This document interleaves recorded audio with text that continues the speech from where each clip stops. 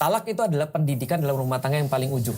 Sehingga ketika semua metode pendidikan tidak bisa lagi dicoba dalam satu rumah tangga dan nggak berhasil, maka talak adalah solusi pendidikan yang terakhir pada pasangan kita. Oke, talak itu ada berapa kok? Ada talak 1, talak 2, talak 3. 3 kali talak. Bedanya apa? Talak 3 nggak bisa diperbaiki lagi. Gampangnya seperti itu. Talak 1 masih bisa untuk diperbaiki lagi, talak 2 masih bisa diperbaiki lagi. Talak 3 katanya harus menikah dengan orang lain dulu, Betul. baru bisa menikah lagi. Dua-duanya ya kok ya? Tapi tidak ada intensi untuk mempermainkan. Oh bahkan tapi tidak boleh ada intensi untuk memainkan. Aku mau nikah lagi nih, padahal aku udah talak 3 sama dia. Mau nggak kamu nikah sama aku dulu, nanti kita cerai setelah itu? Nggak boleh. Tidak boleh diakalin. Nggak boleh. Diakalin nggak boleh. Makanya aku lebih enak menyebutnya talak 3 itu sudah ujung, nggak bisa lagi. Talak 1 kalau misalnya nih keluar dari seorang laki-laki nih ya, itu yang kayak gimana dihitung talak 1? Apakah yang seperti kemarin ya ada viral video ya, video rekaman suara Orang lagi live itu ya? Enggak. Ada rekaman suara rekaman kan suara. Bismillahirrahmanirrahim dia bilang kan, dengan ini aku memberikan kamu talak 1 kayak gitu. Apakah itu standar? Apakah dari telepon? Bisa dengan cara yang lain. Aku nggak mau kita cerai mulai dari sekarang. Itu sudah masuk ke talak 1 kayak gitu. Standar talak 1 itu yang bagaimana dari sih? SMS atau apa gitu. Betul.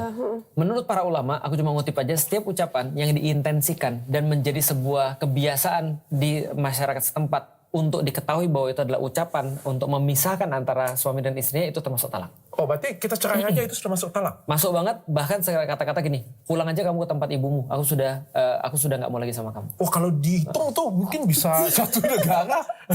Itu yang benar-benar aku sedihkan. Karena banyak yang konsultasi ke aku, ujung-ujungnya karena mereka nggak paham. Satu negara janda semua kok. Itu dia masalahnya, itu masalahnya. Makanya kenapa itu talak dikasih pada yang punya akal lebih, dalam tanda kutip, lebih dominan. Ke laki-laki. Nggak dikasih pada perempuan. Mohon maaf, bukan aku merendahkan perempuan, tapi aku tuh mulai terbiasa semenjak aku punya istri untuk tidak menganggap semua kata-kata perempuan itu serius. Oke. Paham gak? Cewek itu suka berlebihan. Iya. Aku nggak suka sama kamu. Nggak, sebenarnya sih bukan nggak suka sih. Saat ini dia nggak suka sama kita. Iya. Aku tuh nggak suka banget sama kamu kalau kayak gini. Emosional. Jadi perempuan itu karena dia memang emosional itu adalah senjata terbaik dia, atau kelebihan dia tuh di emosional, maka dia nggak dikasih talak. Yang dikasih talak adalah yang punya akal lebih dominan. Masalahnya sekarang bapak-bapak ini akalnya bukan nggak dominan lagi. Gak punya akal. Makanya mereka mudah banget ngomong kayak gitu. Ya Allah, aku ketemu dengan satu pasangan yang ngomong udah ratusan kali. Masalahnya adalah talak itu ketika diomong, contoh misalnya, kamu pergi aja di rumah ini. Udah, kamu kalau nggak suka sama aku, kamu pergi aja di rumah ini. Misalnya, balik lagi ke tempat ibumu misalnya. Itu udah masuk talak. Atau aku cariin kamu ya. Itu udah masuk talak. Kamu udah bukan istriku lagi. Mulai dari sekarang kamu udah bukan istri, itu termasuk talak.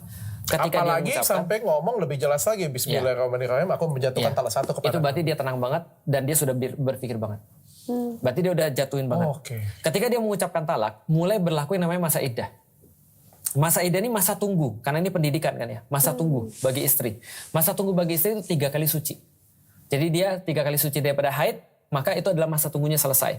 Begitu masa tunggunya selesai, lepaslah mereka sebagai suami istri.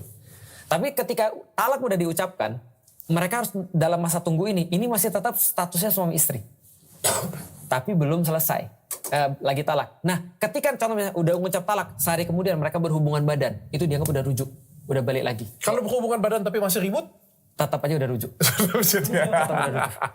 Berarti kalau udah talak, kalau dia berhubungan badan berarti... Udah dia enggak talaknya enggak ini. Enggak perlu nikah lagi ya? Enggak perlu nikah lagi. Enggak perlu ke KUA lagi, enggak perlu. Selama masa iddahnya belum selesai ya. Nah, dia berhubungan badan, dia rujuk lagi. Ngomong lagi besoknya. Kamu saya talak lagi. Talak kedua udah.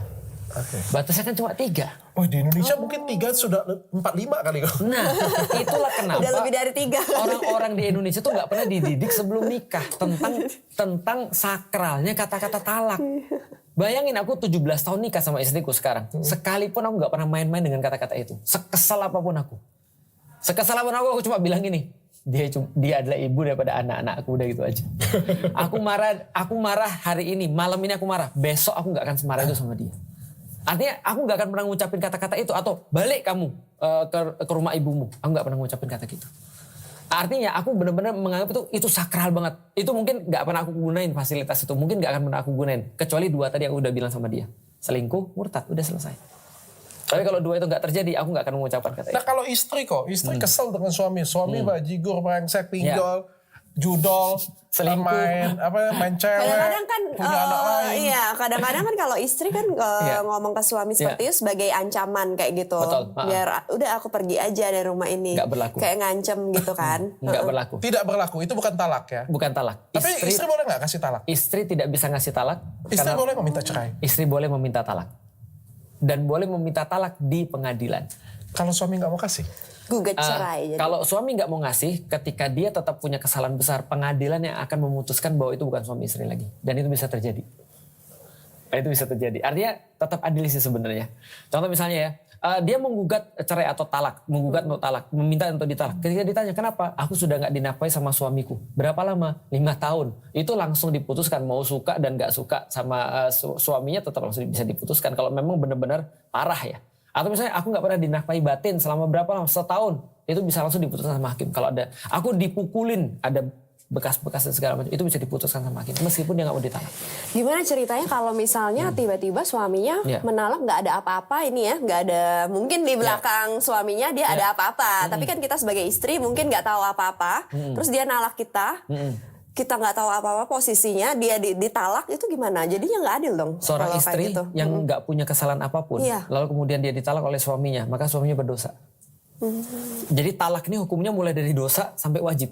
Ada semua nih. Jadi berlainan tergantung kondisinya apa. Nah kalau ada suami yang tiba-tiba, ini ada istri yang baik nih, tiba-tiba ditalak, maka suaminya berdosa. Dan memang betul, kalau gitu istrinya nggak bisa apa-apa. Nggak bisa apa-apa dan bersyukurlah, karena itu berarti dia udah diselamatkan dari orang stres. Tapi bayangin nggak ada ngapa-ngapain tiba-tiba talak. Kemungkinan ada apa-apa, tapi di belakang kan istrinya kan nggak tahu nih kayak gitu. Berarti dia zolim tadi. Dia ada mungkin ada wanita lain. Betul. Jadi dia menalak istrinya nggak tahu apa-apa. Berarti udah diselamatin kan? Iya, bukannya toh kalau ketahuan juga itu yang akan terjadi. Berarti sebenarnya kalau sudah ditalak seperti itu kita nggak bisa berbuat apa-apa. Nggak bisa berbuat apa-apa. Harus cerai berarti ya. Bisa nggak ada nggak cara lain misalnya kayak gini ya?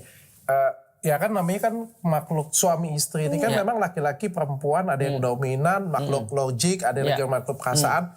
Tapi kan tidak semuanya seperti itu. Ada juga yang laki-laki makhluk perasaan. Ada juga wanita yang makhluk logik kayak gitu punya ya. Kita nggak bisa ya rata-rata lah kita ngomongnya. Tapi kan semua orang berbeda-beda ya komposisinya. Laki-laki nih minta talak nih. Kita cerai nih. Nah apa yang dilakukan? Ini kita bicara secara Islam ya. Karena kan begitu kita sampaikan ini kan jatuh sudah talak. Betul. Ini bukan main-main lagi. Kita berbicara sekarang ini benar-benar real Islamnya. Gitu. Real Islamnya. Apalagi kalau misalnya Bismillah aku menjatuhkan talak 1 untuk kamu. Nah apa yang bisa dilakukan istri untuk membatalkan talak tersebut? Di realnya ya. Aku kasih tahu tadi adalah idealitas di dalam Islam. Di realnya, karena banyak ulama menemukan kejadian-kejadian demikian, maka ada beberapa ulama yang akhirnya melonggarkan aturan itu. Contoh, kalau dia mengucapkan dengan rasa marah, sehingga itu mempengaruhi keputusan dia. Ini udah kayak cewek kan, mohon maaf nih. Ada dia laki-laki, tapi sekarang karena akalnya nggak terlatih, dia jadi memutuskan dari emosi, dan dia nyesal setelah itu. Tapi ucapan talak udah diucapkan gitu. Nah ada beberapa ulama bilang itu jadi nggak sah. Tapi harus diputuskan oleh pengadilan. Karena pengadilan akan menentukan keseriusan itu seperti apa. Ataupun ketidakseriusan itu seperti apa. Nah ini harus, karena itulah menurutku dari awal memang harus dididik. Laki-laki akan bertindak seperti laki-laki. Meskipun mungkin dia dominasinya adalah emosi. Tapi minimal janganlah ngomong itu misalnya. Kayak gitu-gitu. Nah lalu kemudian yang kedua. Kalau misalnya ada seorang istri udah diputuskan kayak begitu. Ya istri bisa tanya, abang beneran bang? Tiba-tiba gak ada angin, gak ada hujan. Atau tiba-tiba ribut. Abang beneran bang? Atau kalau enggak ya mulai dari sekarang nih yang nonton ngomong, nanti besok kalau kita ribut tolong ya jangan ngomong yang itu. Nah, itu kan harus di prevent dari sekarang. Karena kebanyakan karena orang nggak ngerti sih. Jadi ibaratnya kalau emosi langsung mau ngancem langsung seperti itu. Tapi problemnya ini harus diputuskan di pengadilan untuk keseriusan dia talak ini atau tidak. Apalagi sudah sampai talak 3 kan gitu kan ya. Nah maka istrinya bisa aja menyadarkan suaminya, abang istighfar bang dulu, coba ini serius bang. Ini serius banget misalnya, kata dia, aku sudah beristikharah, aku sudah memutuskan ini semua data-data kesalahanmu misalnya, ini kenapa aku nggak bisa lagi sama kamu dan segala macamnya, kemudian dia ngucapin talak dengan, oke berarti memang sudah benar. Tapi kalau memang tidak benar atau emosi, pengadilan nanti mutusin. Makanya lebih baik jangan deh. Kalau misalnya istrinya nggak mau, karena dia di posisi yang dirugikan nih. Kalau misalnya dia bercerai, dia di posisi yang rugi. Jadi secara finansial dia rugi, kayak gitu. Secara anak-anak dia rugi. Anak-anak misalnya ikut suami kan. dia nggak mau nih kayak gitu. Kita mau tetap sama-sama, dia bisa nggak seperti itu? Enaknya dengan Ko Felix ya. Enaknya dengan Mr. Felix ya kan. Jadi kalau gitu aku bilang gini sama istri. Aku bilang gini sama istrinya. Bun, coba pikir ya. Apa sih yang menjadi nyawa daripada rumah tangga kita?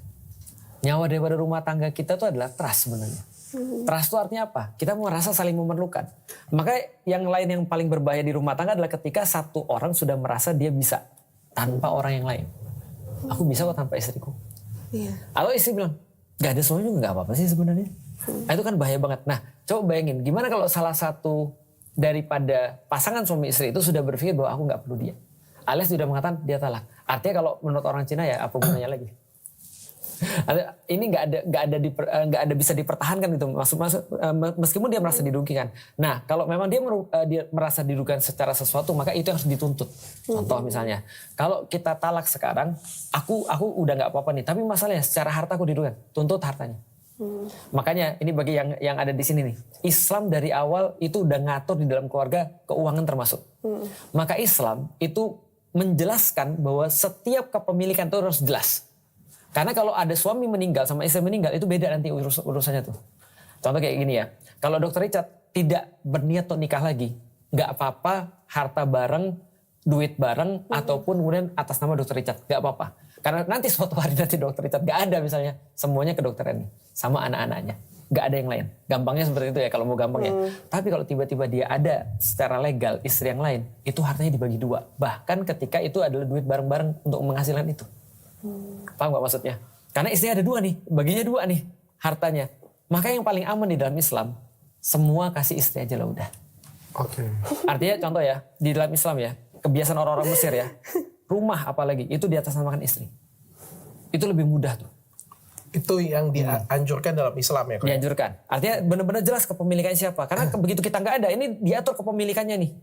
Dilihat nih miliknya siapa dan dibaginya kepada siapa. Nah artinya kalau misalnya contoh, kalau misalnya Dr. Richard misalnya, kalau misalnya nggak mau ribuan ya, kalau aku ya, mohon maaf, aku ditanya paling ekstrim. Kalau nanti ada apa-apa dengan Ummu Alila seperti apa, aku bilang aku kan pergi nggak bawa apapun semuanya untuk dia. Karena aku laki-laki. Paham nggak maksudnya dok? Artinya aku nggak mau urusan ribet karena aku kan man of simple gitu kan ya. Artinya, nah dari sekarang rumah atas namakan istri, jadi nggak repot kitanya. Apalagi mobil yang gede-gede atas nama istri, gak repot. Oke. Kok aku keinget di episode awal kita ngobrol dan aku pengen ceritain dengan Ko Felix sedikit. Tapi ini obrolan yang banyak sekali terjadi di masyarakat. Laki-laki dan perempuan pacaran lalu dia menikah, wanitanya pintar, sukses, karirnya bagus. Laki-lakinya biasa, bagus juga. Laki-lakinya juga bagus. Laki-lakinya juga kan sama-sama orang pintar, sama-sama orang bagus ya. Setara lah. Karirnya justru lebih tinggi justru lebih tinggi sedikit, tapi Islam. Dua-duanya Islam dan suaminya itu Islam. Terus begitu menikah mereka, ya suaminya bilang kamu tidak perlu bekerja, menjadi ibu rumah tangga saja, menjaga dan mendidik anak-anak di rumah. Si istri tadi dengan kecerdasannya, dengan posisinya di perusahaan ditinggalkan semua demi ikut si suami tadi ya. Lalu berjalannya waktu tentu saja kan ketinggalan ya. Dulu kalau misalnya kita buka laptop kan startnya ada di sini, sekarang tidak ada lagi. Berubah ya. Buka langsung start ya. Zaman itu sudah berubah. Pendidikan level-level pendidikan juga berubah, aturan-aturan udah berubah. 20 tahun kemudian ketinggalan. Tentu kalau ngelamar kerja lagi siapa yang mau terima lagi? Kan udah tua. Ya kan? Sedangkan suami ini yang Islam banget nih, tiba-tiba selingkuh nih misalnya nih, atau tiba-tiba melakukan harus yang berpisah ya. Dan harus berpisah. Tentu kan ya posisi ini nggak menguntungkan, tidak menguntungkan untuk si istri. Mau cerai, kerja lagi nggak laku. Mau nikah lagi juga sudah tua, sudah jelek. Anak-anak juga menjadi mau bertahan ya sengsara, sakit hati kayak gitu. Nah ini terjadi kok banyak banget di Indonesia, masyarakatnya seperti ini nih. Akhirnya itu memaafkan dan disakiti lagi dan lagi. Betul. Untuk masalah-masalah kayak gini biasanya aku pakai cara pendekatan begini. Coba kita balik nih. Andai kan setiap orang berpikir bahwasanya dia harus aman dengan dirinya sendiri misalnya ya. Kayak tadi misalnya, aku berpikir bahaya nih kalau aku ninggalin semuanya. Aku mau tetap kerja aja misalnya. Coba kita balik ya. Ketika dia tetap kerja, pasti ada problematika yang lain yang muncul. Yaitu misalnya anaknya jadi kurang waktunya misalnya. Bisa jadi ya. Atau misalnya ada beberapa hal yang lain yang dia tidak bisa lakukan sebagai orang tua ketika dia masih bekerja full time misalnya di kantor atau misalnya pada posisi dia. Sekali lagi bukan berarti kita anti cewek bekerja. Aku pro cewek bekerja. Yang aku nggak pro adalah cewek meninggalkan kewajiban. Itu aku nggak pro. Contoh misalnya ya, yang bisa hamil itu cuma cewek. Kita nggak bisa hamil masalahnya. Yang bisa menyusui hanya cewek. Nah ketika mereka meninggalkan kewajiban itu aku nggak pro. Tapi kalau cewek yang bekerja, cewek terus kemudian yang berkarya, aku pro banget. Karena istriku jualan juga, gitu kan ya secara online. Oke, kalau kita balik. Andai kan kita misalnya hidup dengan misalnya tadi dengan keamanan untuk diri kita sendiri. Seperti apa keluarga yang bakal dihasilkan? Pasti bukan keluarga yang dalam tanda kutip itu punya satu kemaksimalan di dalam pembentukan itu. Artinya coba kita lihat. Kita itu dok adalah hasil daripada orang tua yang berkorban. Oke, setuju. Dan setiap orang tua kita, bapak kita punya korban sendiri, punya pengorbanan sendiri, ibu kita yang lebih utama punya pengorbanan sendiri. Maka Islam tidak pernah adil memandang orang tua, di mana ibu itu harus lebih dihormati daripada bapak. Artinya kalau dia sudah bisa memberikan sepenuhnya di dalam rumah tangga itu, kemudian untuk anak dan untuk suaminya dan untuk keluarga keseluruhannya, dan yang mengkhianati adalah suaminya, maka secara logik anak-anaknya pasti adalah hasil didikannya dia. Dan harusnya sih itu semua tidak akan merasa dia nyesel. Kenapa? Karena dia udah melakukan yang terbaik, bahkan lebih baik daripada ketika dia kerja. Artinya gini, ada orang ditanya, orang Amerika anti feminis, muncul gerakan itu di Amerika, ditanya tentang kamu kerja dapat uang segini, dengan anakmu ketika kamu nyaksin dia invitasi basket atau misalnya apa, kamu lebih pilih mana? Dia bilang kembalikan saya untuk melihat anak saya invitasi basket, karena itu gak bisa diukur dengan uang. Yang bisa ngomong gitu orang yang punya uang. Kalau yang orang gak punya uang, yang penting gue punya duit aja. Nah, artinya balik lagi, kalau misalnya dilihat dari segi itu, kita bisa tahu bahwa ada kebahagiaan-kebahagiaan tertentu bagi seorang ibu yang dia akan mendapatkan bersama dengan anaknya. Karena begitu dia sama dengan anaknya, dia keluar semuanya. Artinya perempuan itu akan bagus di kantor, boleh untuk bekerja, boleh. Tapi perempuan ada satu skill yang gak bisa dilakukan oleh laki-laki. Kasih sayang, itu gak bisa diganti oleh laki-laki. Dan ketika dia melakukan itu, otomatis harusnya dia lebih bahagia ketika dia berada di posisinya dia. Artinya sekali lagi aku nggak pro pada itu. Cuman maksudnya gini, kita nggak ada pilihan sih dok. Artinya either kita mengorbankan yang terbaik untuk dapat sesuatu yang terbaik, atau ketika kita tidak mengorbankan apapun, hasilnya pasti nggak ada. Artinya kalau seorang ibu mengorbankan sesuatu atau seorang bapak mengorbankan sesuatu, ada dua pilihan dalam hidup dia. Dia bisa jadi gagal, dia bisa jadi berhasil. Tapi kalau dia tidak pernah melakukan itu, nggak ada opsi selain gagal. Oke, intinya ringkasan dari penjelasan panjang Ko Felix tadi adalah bagaimanapun juga pengorbanan dia untuk berhenti itu ada memperoleh sesuatu di anak, accountable, memperoleh sesuatu selama pernikahan itu sudah berlangsung, kayak gitu. Sampai ketahuan selingkuh tadi atau ketahuan ditinggal tadi itu, dia sudah mendapatkan kualitas dari keluarga yang setidaknya dia sudah melakukan yang terbaik lah. Gitu. Dan tidak ada penyesalan. Justru yang ada penyesalan justru laki-lakinya dong. Karena dia sudah berbuat dosa, berbuat ini. Betul. Nantinya waktu sebelum meninggal mungkin dia ingat dengan perbuatan dosanya itu ya. Katanya dok, tolong ngomongnya ke sana, jangan ke sini. Katanya dok, ke situ. Kebanyakan orang itu nanti di ujung daripada hidup dia itu menyesal dengan perkara-perkara yang dia tidak lakukan, bukan perkara yang dia lakukan. Contoh ya, kalau aku jadi seorang bapak ya, aku akan berpikir gini, kenapa aku dulu nggak lebih banyak lagi waktu dengan anakku? Itu kan penyesalan kan pasti begitu. Nggak ada orang yang aku nyesel sudah dulu meniti karir sebagai seorang direktur misalnya. Nggak ada. Tapi dia pasti nyesel yang dia nggak lakukan. Nah minimal itu nggak ada gitu maksudnya. Nggak ada penyesalan. Mungkin dia akan bilang, coba kalau jadi direktur mungkin duitku banyak. Tapi nggak deng, aku sudah bisnis semua untuk anak-anakku. Nggak ada penyesalan kan. Iya. Makasih kok. Akan lebih cerah tapi kalau menyesal ya aku menyesal kenapa aku tidak selingkuh kemarin. Nah itu kalau sebenarnya kalau berbuat jahat itu nggak ya pasti bisa akan disertai menyesal? pasti akan disertai penyesalan ya. Setiap kata Rasulullah, tapi balik lagi kalau orang yang normal ya. Kata Rasulullah, bagaimana cara melihat itu adalah maksiat atau tidak maksiat? Kata Rasul, coba minta fatwa dengan hatimu. Kalau sesuatu itu kamu malu orang banyak lihat, Iya. Berarti itu adalah dosa. Kalau ditutupin ya berarti ya. Kalau kamu malu itu terlihat orang banyak, itu dosa kata Rasul. Nah, itu minta fatwa pada hatimu. Oke. Dan kalau membuat hatimu tidak tenang, itu dosa kata Rasul. Berarti benar kata dokter tadi, maksiat itu pertama orang nggak mau orang lihat, yang kedua hatinya bikin nggak tenang. Dan setiap maksiat itu bikin hati nggak tenang.